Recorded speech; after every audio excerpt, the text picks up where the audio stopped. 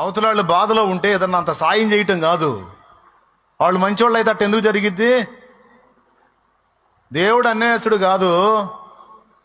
ఒకళ్ళకి ఏదైనా అటు జరిగిందంటే వాళ్ళు ఎంత తేడా అయితేనో అటు జరిగిద్ది. మంచోళ్ళు అయితే ఎందుకు జరిగిద్ది? ఇట్లాంటి పనికి మాలిన మాటలు మనం మాట్లాడొద్దు. మంచోడికి కష్టాలు రావా? నీతిమంతుడికి శ్రమలు రావా? దేవుని వాక్యం ఏం చెప్పింది? నీతిమంతునికి కలుగు ఆపదలు అనేకములు, ఆయనను వాటన్నిటి నుండి యెహోవా వాణ్ణి తప్పించును, కాపాడును.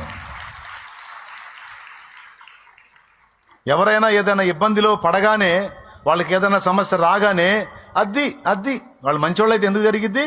చెడిపోయిన వాళ్ళు కాబట్టి అట్ట జరిగింది. ఇదంతా కర్మ సిద్ధాంతం. ఈ కర్మ సిద్ధాంతం వాళ్ళు ఉన్నారాడా?